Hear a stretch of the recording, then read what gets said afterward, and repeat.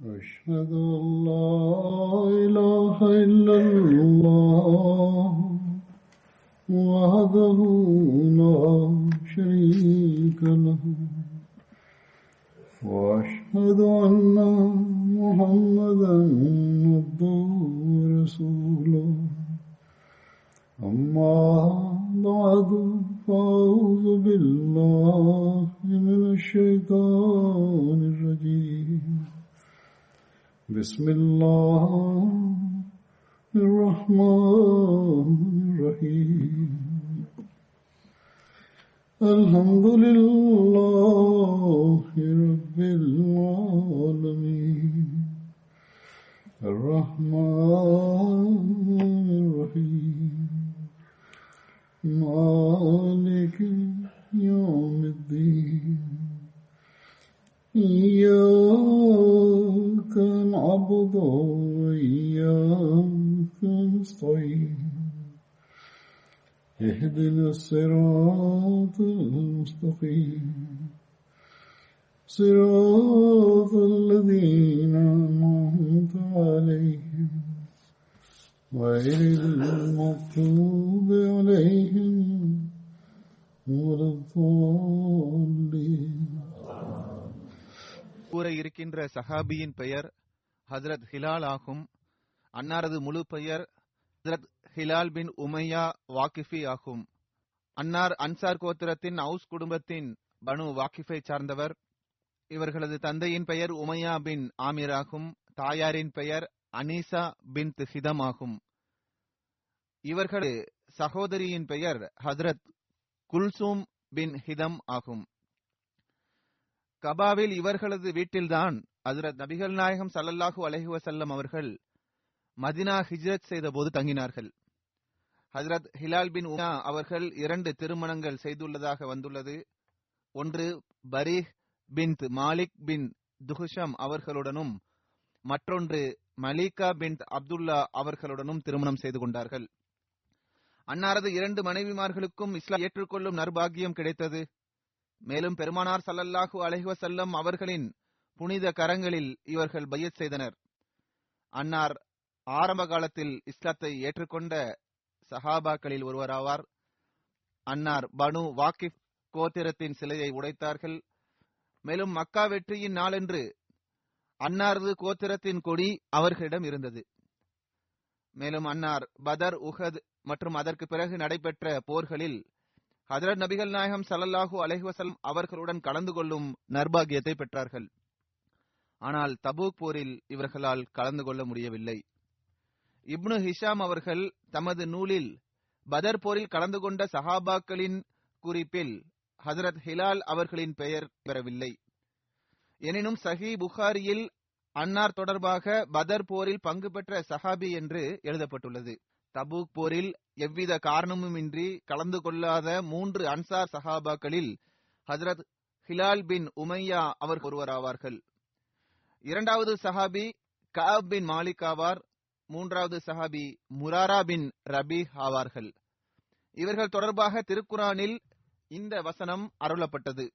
வ அல ஸலாஸத்தில் லதீன குல்லிஃபு ஹத்தா இதா ஸாகத் அலைஹிமுல் அர்லு பிமா ரஜுபத் வஸாகத் அலைஹிம் அன்ஃபுசுஹும் வலன்னு அல்லா மல்ஜா மினல்லாஹி இல்லா இலைஹ் சும்ம தாப அலைஹிம் லியதூபு இன்னல்லாஹ ஹுவத் தவ்வாபுர் ரஹீம்.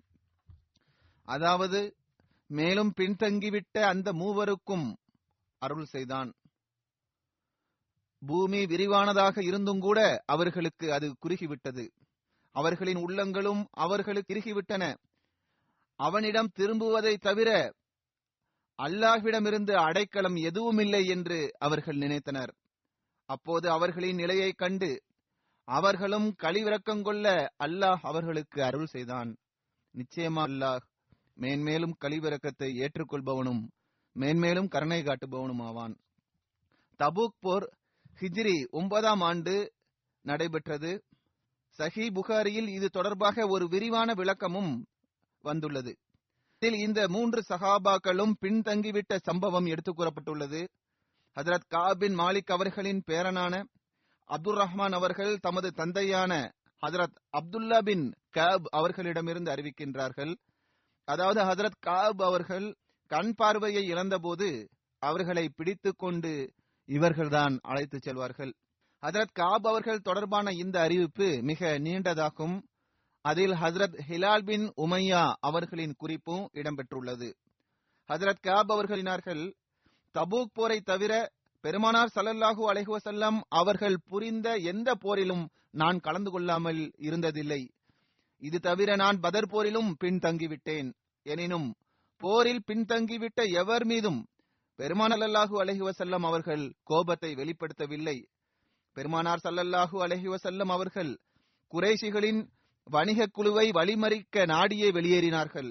ஆனால் விளைவு என்னவாயிற்று என்றால், போர் செய்யும் திட்டம் எதுவும் இல்லாமல் இருந்தும், அதனால் அவர்கள் வெளியேறியிருந்தும் அல்லாஹ் அவர்களை எதிரிகளுடன் எதிர்கொள்ள செய்தான். பதர் போர் தொடர்பாக அவர்கள் கூறுகின்றார்கள், பதர் போரிலும் நான் கலந்து கொள்ளவில்லை.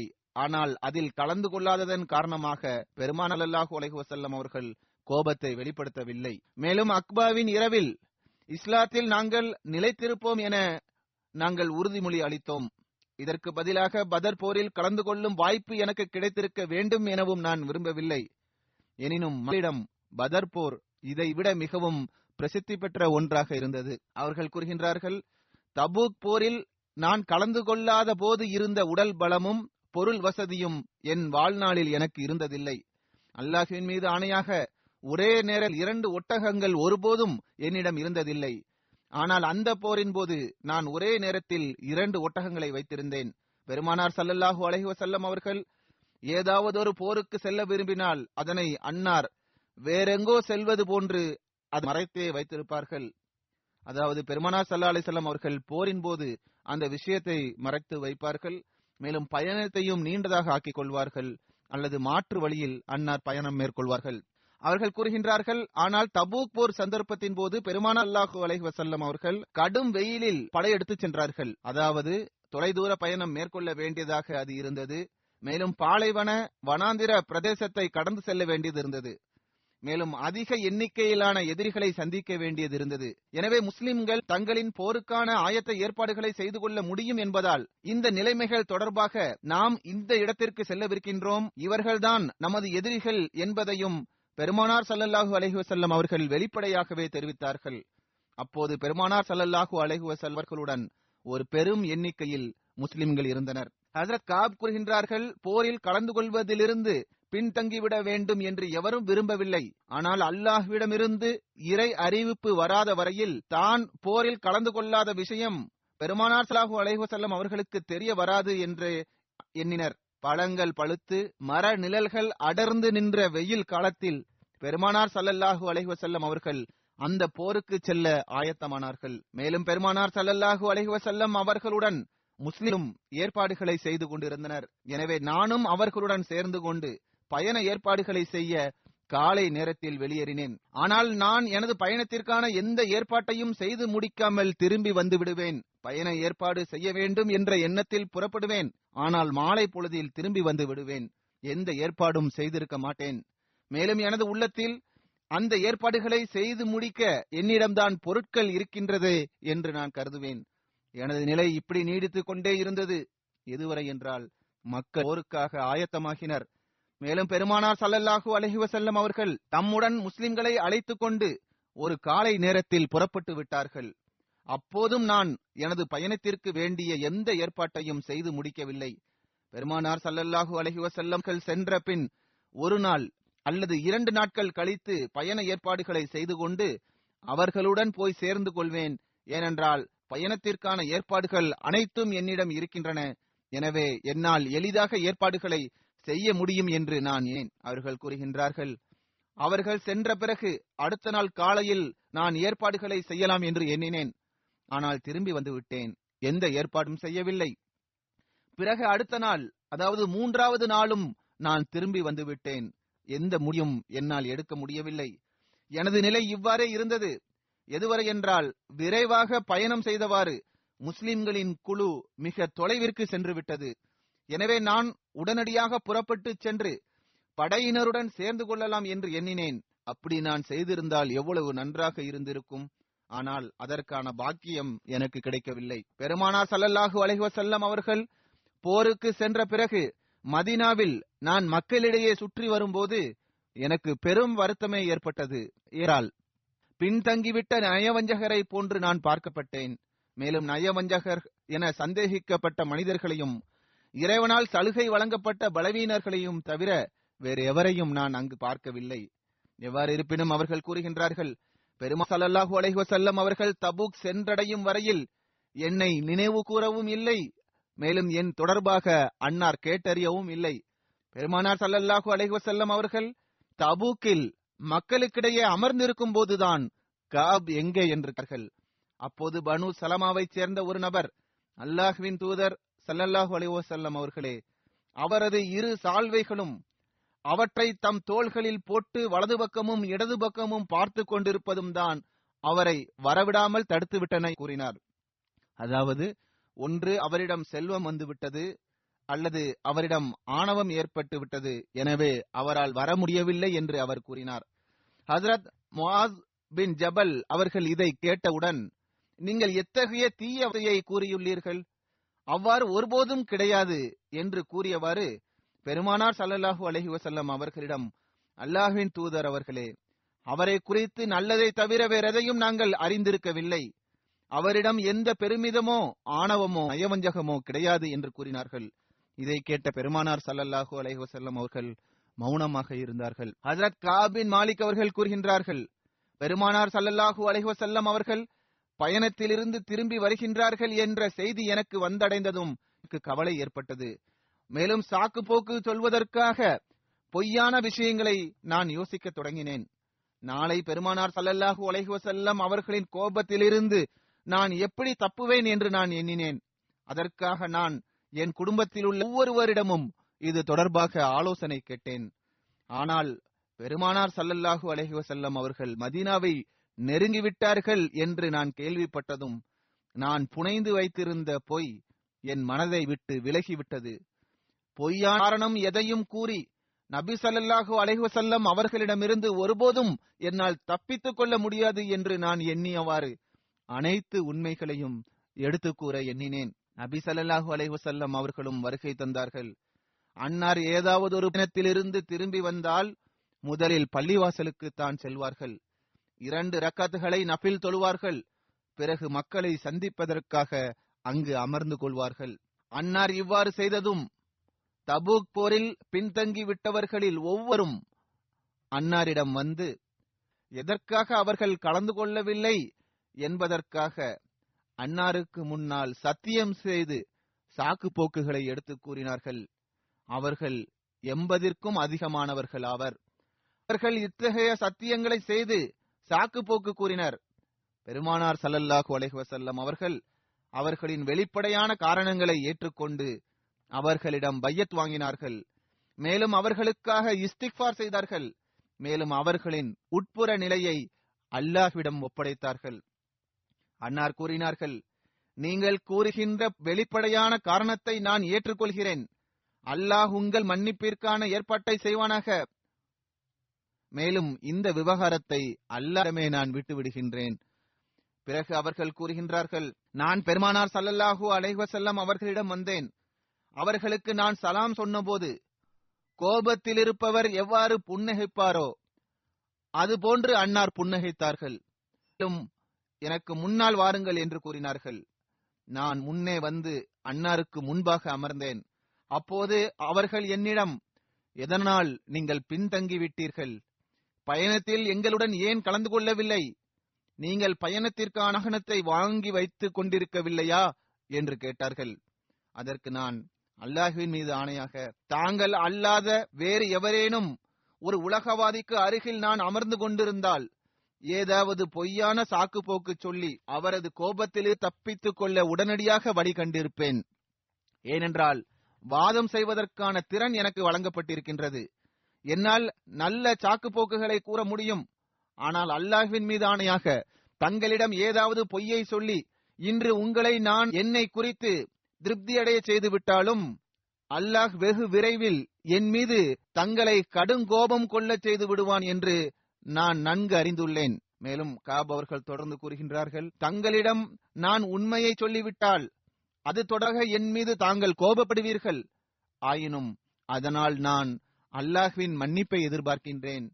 அல்லாஹ் என்னை மன்னிப்பான் என்று நான் நம்புகின்றேன். காப் அவர்கள் கூறினார்கள், இல்லை, அல்லாஹ்வின் மீது ஆணையாக என்னிடம் சாக்கு போக்கு கூறத்தக்க எந்த காரணமும் இல்லை. அல்லாஹ்வின் மீது ஆணையாக தங்களை விட்டும் நான் பின்தங்கிவிட்ட அதே நேரத்தில் எனக்கு இருந்த உடல் பலமும் வசதி வாய்ப்பும் அதற்கு முன் ஒருபோதும் எனக்கு இருந்ததில்லை. எனவே இதை செவியுற்ற பெருமானார் ஸல்லல்லாஹு அலைஹி வஸல்லம் அவர்கள் இவர் உண்மையை கூறியுள்ளார் என்று கூறினார்கள். மேலும் அன்னார் கூறினார்கள், எனக்கு முன்னால் இருந்து எழுந்து செல்லுங்கள், உங்கள் விஷயத்தில் அல்லாஹ்வே தீர்ப்பளிப்பான் என்று கூறினார்கள். உடனே நான் எழுந்து சென்றேன். அப்போது பனு சலமாவைச் சேர்ந்த சிலர் என்னை பின்தொடர்ந்து வந்தார்கள். மேலும் என்னிடம், அல்லாஹ்வின் மீது ஆணையாக இதற்கு முன்னால் எந்த பாவத்தையும் நீங்கள் செய்ததாக நாங்கள் கண்டதில்லை. போரில் கலந்து கொள்ளாதவர்கள் கூறிய அதே சாக்கு போக்கை கூட அல்லாஹ்வின் தூதர் ஸல்லல்லாஹு அலைஹி வஸல்லம் அவர்களிடம் நீங்கள் சொல்லியிருக்கலாமே என்று கூறினார்கள். ஏற்கனவே இது தொடர்பாக நான் கூறினேன்.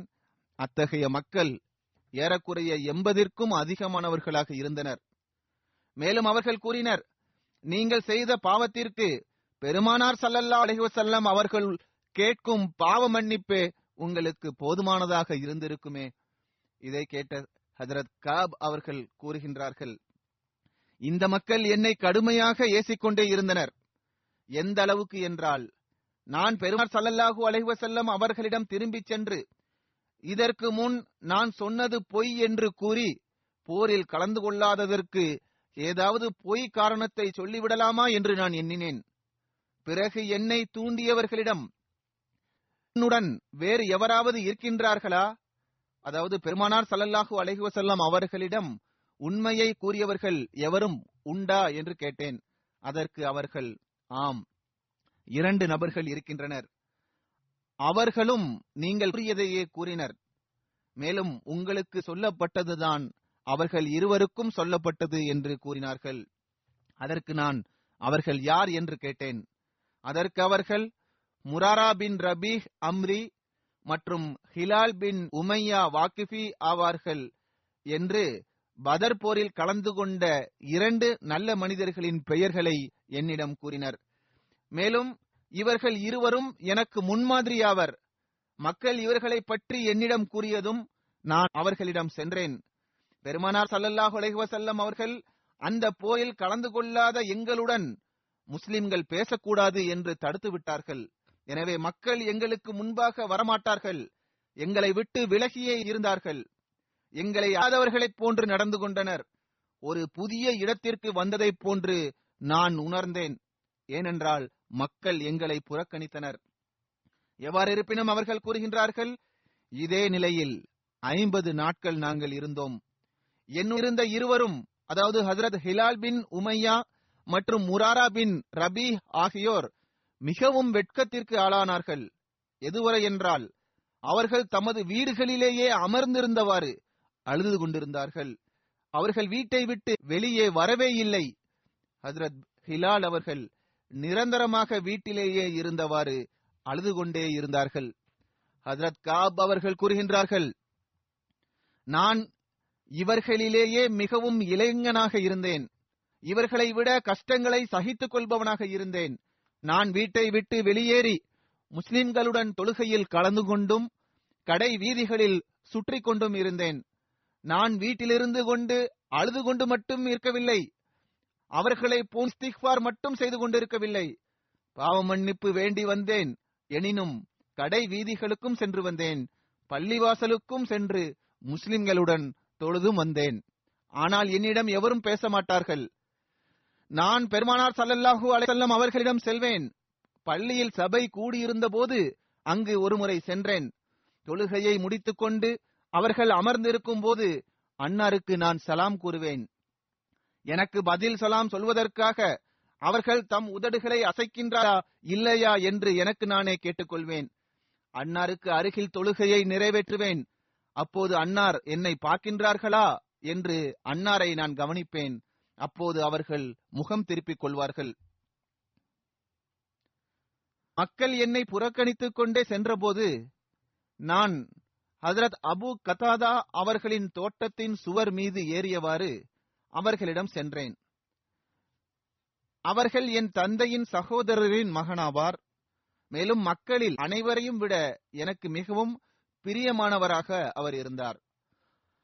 அவர்கள் கூறுகின்றார்கள், நான் அவர்களுக்கு அஸ்ஸலாமு அலைக்கும் என்று கூறினேன்.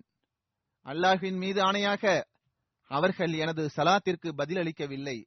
எனவே நான், அபு கதாதாவே, அல்லாஹ்வை முன்வைத்து உங்களிடம் கேட்கின்றேன், அதாவது அல்லாஹ்வையும் அவனுடைய தூதரையும் நான் நேசிக்கின்றேன் என்று நீர் அறிவீரா என்று கேட்டேன். அதற்கு அவர்கள் பதிலும் கூறாமல் மௌனமாக இருந்தார்கள். பிறகு மீண்டும் அவர்களிடம் கேட்டேன். அல்லாஹ்வின் மீது ஆணையாக அவர்கள் மௌனமாக இருந்தார்கள். பிறகு மூன்றாவது முறையாக அவர்களிடம் நான் கேட்டேன்.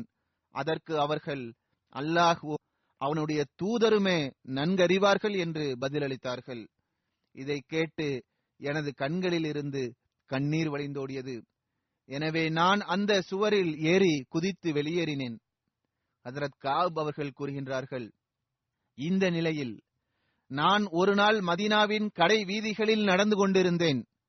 அப்போது மதீனாவிற்கு உணவு தானிய விற்பனைக்காக வந்திருந்த சிரியா நாட்டின் விவசாயிகளில் ஒருவர், கஅப் பின் மாலிக் எங்கே என்றார் என்று எனக்கு யார் தெரிவிப்பார் என்று கூறினார்.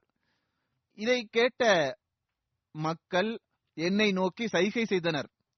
உடனே அவர் என்னிடம் வந்து கஸ்ஸான் நாட்டின் அரசனிடமிருந்து கொண்டு வந்திருந்த ஒரு கடிதை எனக்கு கொடுத்தார். அதில் இவ்வாறு எழுதப்பட்டிருந்தது: அம்மா பாத், உங்கள் தோழர் உங்களுடன் கடுமையாக நடந்து கொண்டு உங்களை புறக்கணித்து விட்டார் என்ற செய்தி எனக்கு கிடைத்தது. உங்களை இழிவுபடுத்தி உங்கள் உரிமைகள் வீணாக்கப்படும் நாட்டில் நீங்கள் இருக்க வேண்டும் என்ற அவசியத்தை அல்லாஹ் உங்களுக்கு ஏற்படுத்தவில்லை. எனவே எங்களிடம் வந்து விடுங்கள், நாங்கள் உங்களிடம் நேசம் காட்டுகிறோம் என்று அந்த கடிதத்தில் எழுதப்பட்டிருந்தது. அவர்கள் கூறுகின்றார்கள், நான் இந்த கடிதத்தை படித்தவுடன் இதுவும் ஒரு சோதனையாகும் என்று கூறியவாறு அதை எடுத்து சென்று அடுப்பில் போட்டு எரித்தேன். அவர்கள் கூறுகின்றார்கள், 50 நாட்களில் 40 நாட்கள் கழிந்த போது பெருமானார் ஸல்லல்லாஹு அலைஹி வஸல்லம் அவர்களுடைய ஒரு தூதுவர் என்னிடம் வருவதை நான் கண்டேன். அவர் என்னிடம், பெருமானார் ஸல்லல்லாஹு அலைஹி வஸல்லம் அவர்கள் நீங்கள் உங்கள் மனைவியை விட்டு விலகிவிட வேண்டும் என்று உங்களிடம் கூறுகின்றார்கள் என்று கூறினார். அதற்கு நான், அவளை விவாகரத்து செய்து விடவா அல்லது என்ன செய்ய வேண்டும் என்று கேட்டேன். அதற்கு அவர், அவரை விட்டு விலகிவிட வேண்டும், அவளை நெருங்கக்கூடாது என்று கூறினார். இதை போன்றே மற்ற எனது 2 நண்பர்களுக்கும் பெருமானார் ஸல்லல்லாஹு அலைஹி வஸல்லம் அவர்கள் இவ்விஷயத்தை கூறி அனுப்பினார்கள். அவர்கள் கூறுகின்றார்கள், நான் என் மனைவியிடம் இந்த விவகாரம் தொடர்பாக அல்லாஹ் தீர்ப்பளிக்கும் வரையில் உன் குடும்பத்தாருடன் சென்று அவர்களுடன் இரு என்று கூறினேன். ஹஜ்ரத் கஅப் கூறுகின்றார்கள், ஹஜ்ரத் ஹிலால் பின் உமையா, அதாவது எந்த சஹாபி தொடர்பாக எடுத்து கூறப்பட்டு வருகின்றதோ அந்த சஹாபியின் மனைவி பெருமானார் ஸல்லல்லாஹு அலைஹி வஸல்லம் அவர்களிடத்தில் வந்து, யா ரசூலல்லாஹ் ஸல்லல்லாஹு அலைஹி வஸல்லம், எனது கணவர் முதியவராவார், அவருக்கு என் பணியாளரும் கிடையாது.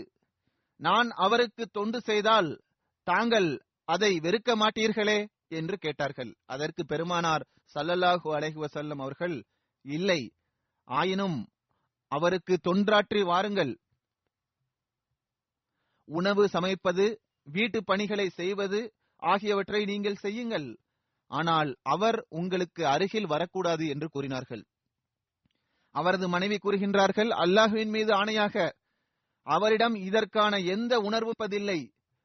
அல்லாஹ்வின் மீது ஆணையாக அவருக்கு தண்டனை கிடைத்த அன்றைய நாளிலிருந்து இன்று வரை அவர் அழுது கொண்டுதான் இருக்கின்றார். ஹஜ்ரத் கஅப் அவர்கள் கூறுகின்றார்கள், எனது உறவினர்களில் சிலர் என்னிடம், ஹஜ்ரத் ஹிலால் அவர்களின் பெருமானார் ஸல்லல்லாஹு அலைஹி வஸல்லம் அவர்களிடம் எத்தகைய விஷயத்திற்காக அனுமதி வாங்கினார்களோ அதை உங்களுக்காகவும் நீங்கள் வாங்கிக் கொள்ளுங்கள். அதற்கான அனுமதியும் உங்களுக்கு கிடைத்துவிடும் என்று கூறினர்.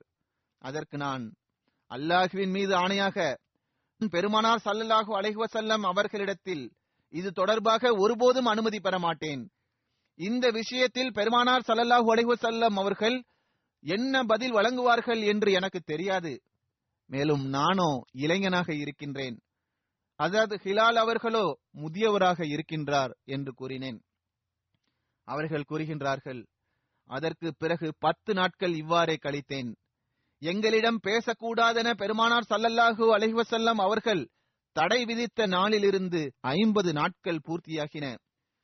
நான் 50ஆம் நாளின் ஃபஜ்ர் தொழுகையை எங்கள் வீடுகளில் ஒன்றின் மாடியில் நிறைவேற்றிவிட்டு அமர்ந்திருந்தேன். பூமி இத்தனை விரிவாயிருந்தும் என்னை பொறுத்தவரையில் அது நான் உயிர் வாழ்வதே மிக கஷ்டமாயிருந்தது என்று கூறத்தக்க இந்த நிலையிலேயே நான் அமர்ந்திருந்தேன். அப்போது ஒருவர் சலூ மலை மீது ஏறி, இது மதீனாவின் வடக்கு பகுதியில் உள்ள ஒரு மலையின் பெயராகும், அந்த மலையில் ஏறி உரத்த குரலில், கஅப் பின் மாலிக்கே, உங்களுக்கு நற்செய்தி என்று கூறினார்.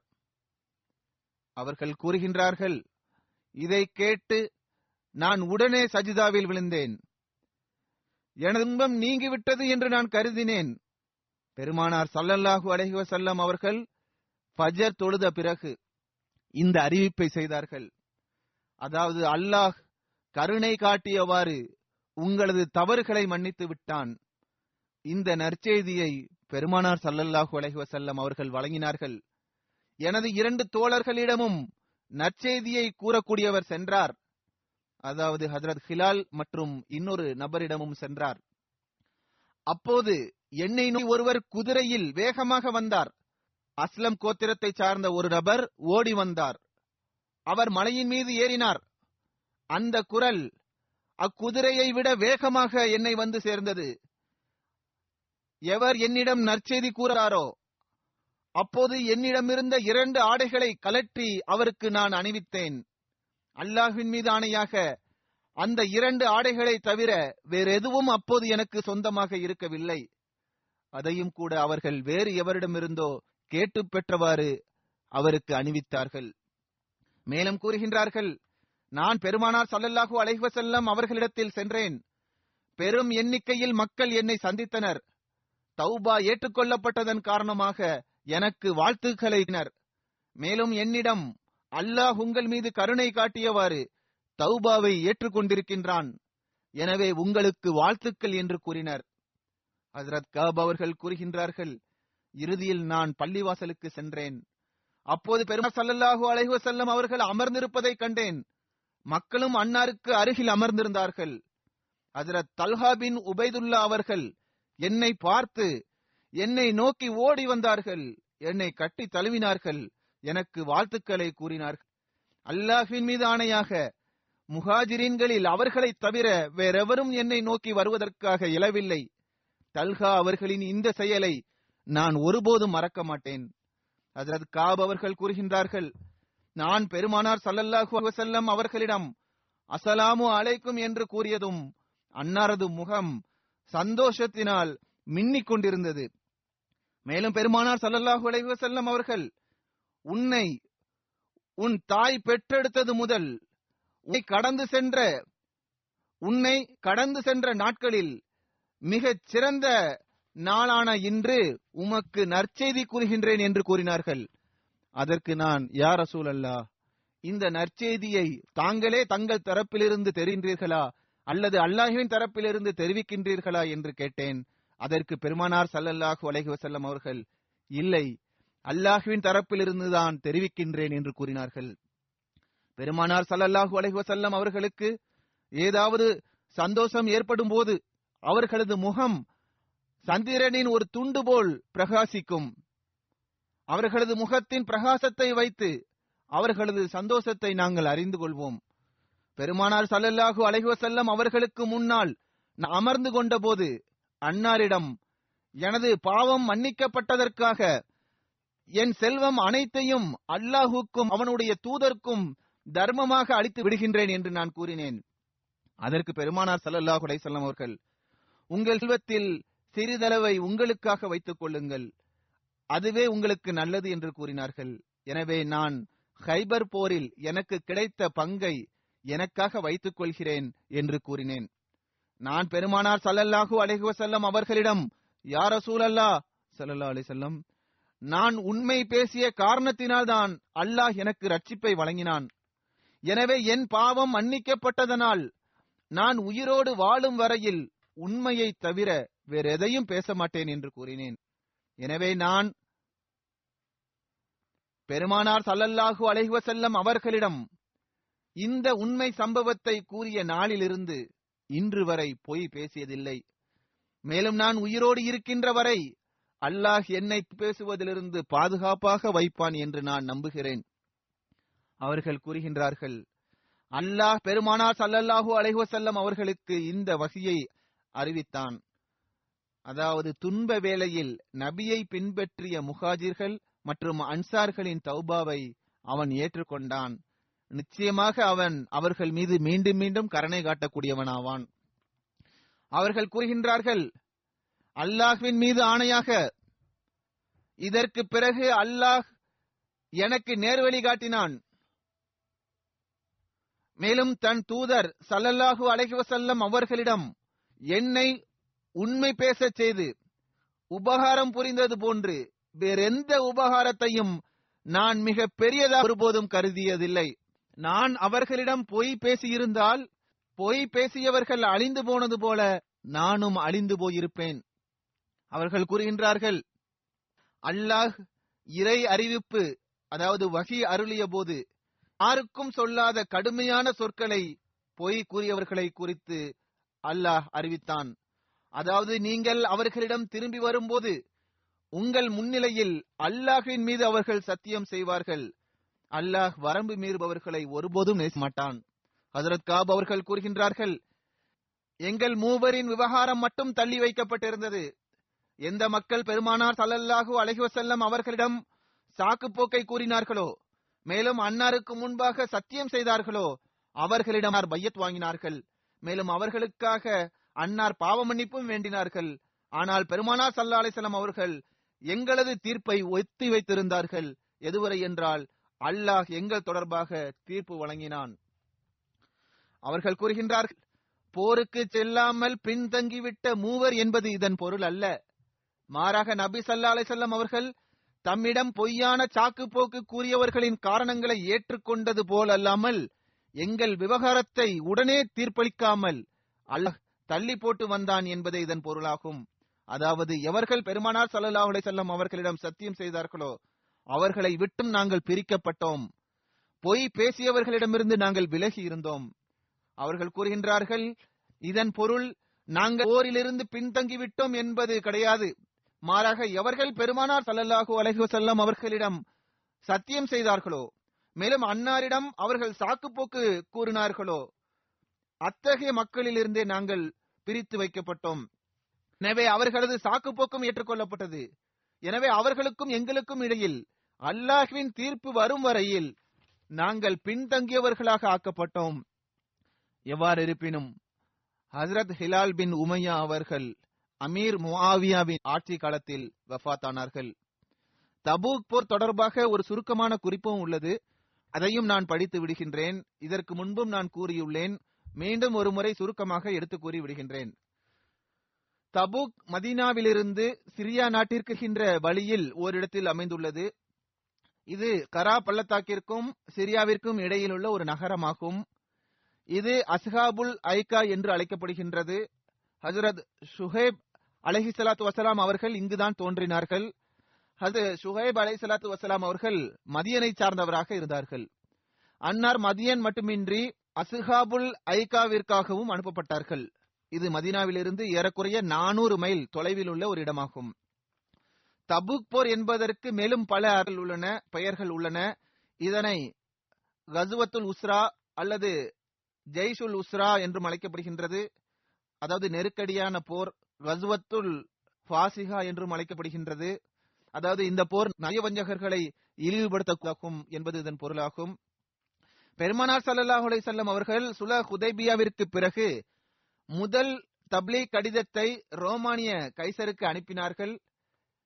அப்போது அந்த கடிதத்தை பஸ்ராவின் கிறிஸ்தவ கவர்னராக திகழ்ந்த ஹாரிஸ் பின் அபு ஷமர் கஸ்ஸானிக்கு அனுப்பி வைத்தார்கள். பெருமானார் ஸல்லல்லாஹு அலைஹி வஸல்லம் அவர்களின் தூது செய்தி அவருக்கு கிடைத்த போது அவர் பகைமையை வெளிப்படுத்தினார். மேலும் மதீனாவின் மீது தாக்குதல் தொடுப்பதாக மிரட்டினார். எனவே அவர் மதீனாவின் மீது தாக்குதல் தொடுக்கலாம் என்று நீண்ட காலம் வரை மதீனாவின் மக்கள் எண்ணினர். மேலும் இந்த போருக்கான ஆயத்தமும் இதன் காரணமாகவே அமைந்தது. அதாவது சிரியாவை சார்ந்த வியாபார குழுவை சார்ந்தவர்கள் இவர்கள் எண்ணெய் வியாபாரத்திற்காக மதீனாவிற்கான பயணத்தை மேற்கொண்டிருந்தனர். அவர்களமாக பெருமானார் ஸல்லல்லாஹு அலைஹி வஸல்லம் அவர்களுக்கு ஒரு செய்தி கிடைத்தது. அதாவது கைசர் ஒரு மிக பெரும் படையுடன் சிரியா நாட்டில் ஒன்று கூடியுள்ளார் என்று ஒரு செய்தி கிடைத்தது. இன்னொரு அறிவிப்பில் இவ்வாறு வருகிறது, அதாவது அரபு நாட்டின் கிறிஸ்தவர்கள் கைசருக்கு இவ்வாறு எழுதினர்: நபித்துவ வாதத்தை செய்துள்ள இவர் அழிந்துவிட்டார், முஸ்லிம்களை பஞ்சம் சூழ்ந்து கொண்டது, இதன் விளைவாக இவர்களது விலங்குகள் அழிந்து போயிற்று, நவுதுபில்லா, இவ்வாறு கடிதம் எழுதினர். எனவே கைசர் ஒரு பெரும் படையை பல கோத்திரத்தை சார்ந்த போர் வீரர்களை கொண்ட, இன்னும் சொல்வதென்றால் ஏறக்குறைய 40,000 போர் வீரர்களை ஆயத்தம் செய்து சிரியாவில் உள்ள எல்கா என்ற பகுதியில் ஒன்று கூட்டினார். ஆனால் இந்த செய்தியில் எந்த உண்மையும் இல்லை. ஆனால் இந்த செய்தியே போருக்கான ஆயத்தங்களை செய்வதற்கு காரணியாக அமைந்தது. பெருமானார் ஸல்லல்லாஹு அலைஹி வஸல்லம் அவர்களுக்கு இந்த செய்தி கிடைத்தது. அப்போது மக்களிடம் எந்த ஆற்றலும் இருக்கவில்லை. எனினும் பெருமானார் ஸல்லல்லாஹு அலைஹி வஸல்லம் அவர்கள் மக்களிடம் புறப்படுவதற்கான அறிவிப்பை செய்தார்கள். மேலும் எந்த இடத்திற்கு பயணம் மேற்கொள்ள வேண்டுமோ இடத்தை பற்றியும் அன்னார் தெரிவித்தார்கள். ஷரா அல்லாமா ஜர்கானி அவர்கள் எழுதுகின்றார்கள், இதில் சஹாபாக்களின் தியாக உணர்வும் நயவஞ்சகர்களின் சூழ்ச்சியும் வெளிப்பட்டது. பெருமானார் ஸல்லல்லாஹு அலைஹி வஸல்லம் அவர்கள் இந்த போருக்காக ஆயத்தமாகுமாறு அறிவிப்பு செய்தால், அப்போது சஹாபாக்கள் தம்மிடம் இருந்த பொருட்களை தமது சக்திக்கு அப்பாற்பட்டவாறு தியாகங்கள் செய்தனர். ஆனால் எவர்கள் நிர்பந்தத்திற்கு ஆளாகி இருந்தார்களோ அவர்களது உணர்வு மற்றும் துடிப்பு ஆகியவையும் கூட எந்த அளவுக்கு அவர்களிடம் இருந்தது என்றால், நூற்றுக்கணக்கான மைல் தொலைவை அவர்கள் நடந்து செல்வதற்கு ஆயத்தமாகினர்.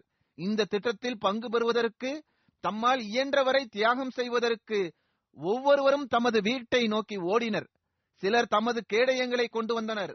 சிலர் தனது அன்பிற்குரிய தலைவருக்கு அதிகமாக கொடுக்க முயற்சி செய்தனர். எவ்வாறு இருப்பினும் அனைவரும் வீட்டில் இருப்பதை தேடி எடுத்து எப்படியாவது போரில் கலந்து கொள்ள வேண்டும் என்று எண்ணினர். மேலும் நடந்து சென்றாவது போரில் கலந்து கொள்ள வேண்டும் என்று அவர்கள் ஆயத்தமாகினர்.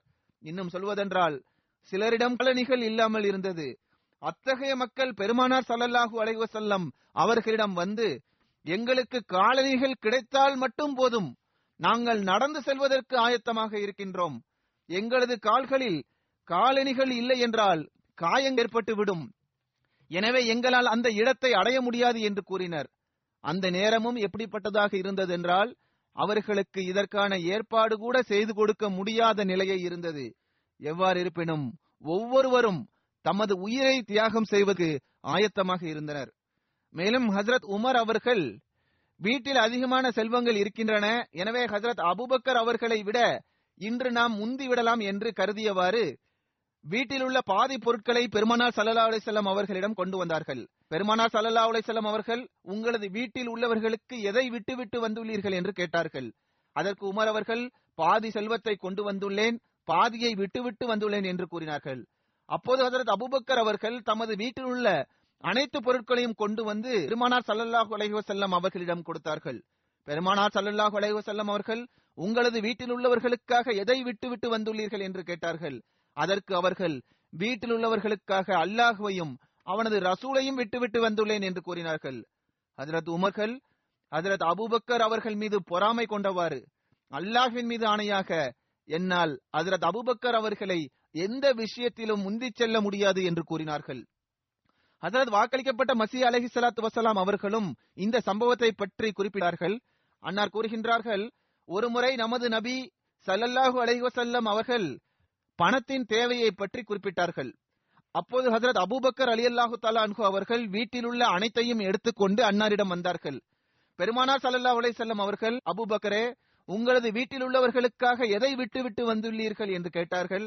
அதற்கு அவர்கள், வீட்டில் உள்ளவர்களுக்காக அல்லாஹ் மற்றும் அவனது ரசூலின் பெயரை விட்டுவிட்டு வந்துள்ளேன் என்று கூறினார்கள். ஹஜ்ரத் உமர் அவர்கள் வீட்டில் உள்ள பாதி பொருட்களை கொண்டு வந்திருந்தார்கள். பெருமானார் ஸல்லல்லாஹு அலைஹி வஸல்லம் அவர்கள், உமரே, வீட்டில் உள்ளவர்களுக்காக எதை விட்டு விட்டு வந்துள்ளீர்கள் என்று கேட்டார்கள். அதற்கு அவர்கள் பாதி செல்வத்தை என்று கூறினார்கள். அதற்கு பெருமானார் ஸல்லல்லாஹு அலைஹி வஸல்லம் அவர்கள், அபூபக்கர் மற்றும் உமர் அவர்களின் செயல்களில் எது வித்தியாசம் இருக்கின்றதோ அதுவே அவர்களுக்கிடையே உள்ள அந்தஸ்தில் இருக்கின்ற வேறுபாடாகும் என்று கூறினார்கள். ஹஜ்ரத் அபூபக்கர் அவர்கள் தபூக் போர் சந்தர்ப்பத்தின் போது பெருமானார் ஸல்லல்லாஹு அலைஹி வஸல்லம் அவர்களிடத்தில் தமது முழு செல்வத்தையும் கொண்டு வந்தார்கள். அதன் மொத்த மதிப்பு 4000 திர்ஹமாகும். அந்த சந்தர்ப்பத்தில் ஹஜ்ரத் உஸ்மான் அவர்களும் ஒட்டகங்களையும் குதிரைகளையும் சில ரொக்க தொகைகளையும் தியாகம் செய்தார்கள். அந்த தியாகத்தின் காரணமாக பெருமானார் ஸல்லல்லாஹு அலைஹி வஸல்லம் அவர்கள் மிம்பரில் நின்றவாறு, இந்த செயலுக்கு பிறகு உஸ்மான் அவர்கள் மீது எந்த கேள்வி கணக்கும் கேட்கப்படாது என்று கூறினார்கள். அதாவது இந்த செயலுக்கு பிறகு உஸ்மான் அவர்களின் எந்த செயல் தொடர்பாகவும் கேள்வி கேட்கப்பட மாட்டாது என்று அன்னார்கள். இன்னொரு அறிவிப்பில் வருகிறது, அதாவது பெருமானார் ஸல்லல்லாஹு அலைஹி வஸல்லம் அவர்கள் கூறினார்கள், இன்றைய நாளுக்கு பிறகு உஸ்மான் அவர்கள் எந்த செயலை செய்தாலும் அது அவர்களுக்கு துன்பத்தை தராது. இவ்வாறு பெருமானார் ஸல்லல்லாஹு அலைஹி வஸல்லம் அவர்கள் 2 முறை கூறியதாக வருகிறது. ஹஜ்ரத் அபூ அகீல் ஒரு சஹாபி ஆவார்கள். போரில் கொடுப்பதற்கு அவர்களிடம் எதுவும் இருக்கவில்லை. எனவே அவர்கள் ஒரு நபரிடம் இரவில் அவருடைய வயலில் தண்ணீர் பாய்ச்சுவது தொடர்பான பணியில் இணைவதாக ஒப்பந்தம் செய்தார். முழு இரவும் கயிற்றை இழுத்தவாறு கிணற்றிலிருந்து தண்ணீரை எடுத்து வயலை நிரப்புவார். அதற்கு பதிலாக அவருக்கு 2 சா கிடைக்கும். அதாவது ஏறக்குறைய 4-5 கிலோ பேரித்தம்பழங்கள் கிடைக்கும். அதில் பாதியை தமது மனைவி மக்களுக்கும் பாதியை அல்லாஹ்வின் வழியில் தியாகம் செய்தவாறு பெருமானார் ஸல்லல்லாஹு அலைஹி வஸல்லம் அவர்களிடம் அவர் அர்ப்பணித்து விட்டார். ஹஜ்ரத் அப்துர் ரஹ்மான் பின் அவுஃப் அவர்களும் இந்த சந்தர்ப்பத்தில் தமது பாதி செல்வத்தை பெருமானார் ஸல்லல்லாஹு அலைஹி வஸல்லம் அவர்களிடம் கொண்டு வந்தார்கள். அதன் மொத்த மதிப்பீடு 4440 திர்ஹமாகும். ஹஜ்ரத் ஆசிம் பின் அதி அவர்கள் 100 வஸ்க் பேரித்தம்பழங்களை தியாகம் செய்தார்கள். ஒரு வஸ்க் என்பது 60 சாஹ் ஆகும். ஒரு சாஹ் 2.5 கிலோ ஆகும். அதற்கு நயவஞ்சகர்கள் இதை வெளிப்படை காட்டுவதற்காக அவர் செய்கின்றார் என்று குற்றம் சாட்டினர். அப்போது அல்லாஹ் இந்த வசனத்தை அருளினான். அதாவது இது தொடர்பாக நான் இதனையும் கூறிவிடுகின்றேன். அதாவது ஏறக்குறைய இது 14,000 கிலோ அளவு கொண்டதாகும். அதாவது ஹஜ்ரத் ஆசிம் அவர்கள் 14,000 கிலோ அல்ல 14 டன் பேரித்தம்பழங்களை அர்ப்பணித்தார்கள். எனவேதான் நயவஞ்சகர்கள் இது தொடர்பாக இது வெளிப்படுத்தி காட்டுதலாகும் என்று கூறினார்கள். இதனையும் நான் கூறிவிடுகின்றேன். அதாவது கடந்த குத்பாவில் நான் தவறுதலாக 600 கிலோ பேரித்தம்பழம் என்று கூறியிருந்தேன். ஆனால் அது 600 கிலோ அல்ல, 6000 கிலோ ஆகும். எவ்வாறு இருப்பினும் நயவஞ்சகர்கள் இது வெளிப்படுத்தி காட்டுவதற்காக செய்யப்பட்டது என்று குற்றச்சாட்டை சுமத்திய போது அல்லாஹ் சூரா தௌபாவில் இந்த வசனத்தை அருளினான். அதாவது அல்லதீன எல்மிசூனல் முத்தவ்விஈன மினல் முஃமினீன ஃபி ஸதகாத்தி வல்லதீன லா யஜிதூன இல்லா ஜஹதஹும் ஃபயஸ்ஹுரூன மின்ஹும் ஸஹிரலஹு மின்ஹும் வலஹும் அஸாபுன் அலீம். அதாவது நம்பிக்கை கொண்டவர்களுள் மகிழ்ச்சியுடன் தாராளமாக தானம் வழங்குபவர்களை பற்றியும், தங்களின் கடின உழைப்பால் பெறுவதை தவிர வேறு எதையும் வழங்காதவர்கள் பற்றியும் குற்றங்குறை கூறுபவர்கள் நயவஞ்சகர்களாகிய இவர்களே அவர். எனவே அவ்வாறு தியாகம் செய்பவர்களை நயவஞ்சகர்களாகிய இவர்கள் ஏளனம் செய்கின்றனர். அல்லாஹ் அவர்களின் ஏளனத்திற்கு தண்டனை வழங்குவான். மேலும் அவர்களுக்கு வேதனை அளிக்கக்கூடிய தண்டனையும் உண்டு. இது இத்தகைய குற்றச்சாட்டு சுமத்துகின்ற நயவஞ்சகர்களுக்குரியதாகும். எவ்வாறு இருப்பினும் ஹஜ்ரத் ஹிலால் பின் உமையா அவர்கள் தொடர்பாக இந்த விஷயம் வந்துள்ளது. இவர்கள் தொடர்பான மேலும் சில குறிப்புகள் இருக்கின்றன. அதனை இன்ஷா அல்லாஹ் பிறகு எடுத்துக் கூறுவேன். இப்போது ஒரு அறிவிப்பும் உள்ளது. அது வக்ஃபே நவ் துறை சம்பந்தமானதாகும். அவர்கள் ஒரு வெப்சைட்டை ஆரம்பித்துள்ளனர். அதன் பெயர் வக்ஃபேனவ் international.org ஆகும். இன்று அது துவக்கி வைக்கப்படும் இன்ஷா அல்லாஹ். இந்த வெப்சைட்டில் பெற்றோர்கள் தமக்கு பிறக்க இருக்கும் குழந்தைகளை வக்ஃபில் பங்கு பெற செய்வதற்காக எழுதிய கடிதங்கள் தொடர்பாக அதற்குரிய பதிலை வக்ஃபேனவ் துறையை சார்ந்தவர்களிடமிருந்து நேரடியாக வழிகாட்டலை பெற முடியும். மேலும் வக்ஃபேனவின் தாலீம் மற்றும் தர்பியத் தொடர்பாக எனது வழிகாட்டலையும் பெற்றோர்கள் இதிலிருந்து தெரிந்து கொள்ளலாம். பிறகு வெப்சைட்டில் கலீஃபாக்களின் குத்துபாக்கள் மற்றும் சொற்பொழிவுகள் மற்றும் வக்ஃபே நவ்வின் பாடத்திட்டம் ஆண் பிள்ளைகளுக்கான இஸ்மாயில் மற்றும் பெண் பிள்ளைகளுக்கான மரியம் என்ற பத்திரிகையின் பிரதிகளை இதில் பார்க்கலாம். பிறகு வக்ஃபே நவ்வின் கேரியர் பிளானிங் தொடர்பான வழிகாட்டலையும் இதிலிருந்து பெற முடியும். பிறகு வக்ஃபை புதுப்பிப்பது, பிறகு வக்ஃபே நவ் துறையுடன் தொடர்பை நிலைத்திருக்க செய்வது, அப்டேட் செய்யக்கூடிய வசதிகளும் இடம்பெற்றுள்ளன. பிறகு வாக்ஃபீனை நவ் குழந்தைகளுக்கு ஜமாத்தின் தேவைகள் குறித்த தகவல்களும் இதில் இருக்கும். அதாவது அவர்கள் ஜமாத்திற்கு சேவை செய்வதற்காக எத்தகைய மேற்படிப்பை படிக்கலாம் என்பதை தெரிந்து கொள்ளலாம். வக்ஃபே நவ் செயலர்கள் மற்றும் அமைப்பு ரீதியிலான வழிகளை பெறுவதற்கும் அறிக்கைகளும் அதில் உள்ளன. பிற வாக்கிஃபீனை நவ்களின் சில கேள்விகளுக்கு பல்வேறு சந்தர்ப்பத்தில் அவர்கள் என்னிடம் வகுப்பில் கேட்ட கேள்விகளும் அதன் வீடியோ கிளிப்ஸும் இதில் இடம்பெற்றுள்ளது. பிறகு வக்ஃபே நவ் தொடர்பான அறிமுகம் மற்றும் வக்ஃபே நவ் துறையுடன் நிரந்தர தொடர்பில் இருப்பதற்கு போதுமான தகவல்களும் இதில் உள்ளன. பல்வேறு நாடுகளில் வக்ஃபே நவ்களுடன் நடைபெற்ற நிகழ்ச்சிகளின் அறிக்கைகள் மற்றும் புகைப்படங்களும் அதில் கிடைக்கும். எவ்வாறு இருப்பினும் இன்று இந்த வெப்சைட் துவக்கி வைக்கப்படும். இன்ஷா அல்லாஹ் வாக்கிஃபீனை நவ் பிள்ளைகளும் வாக்கிஃபீனை நவ் பெற்றோர்களும் இதிலிருந்து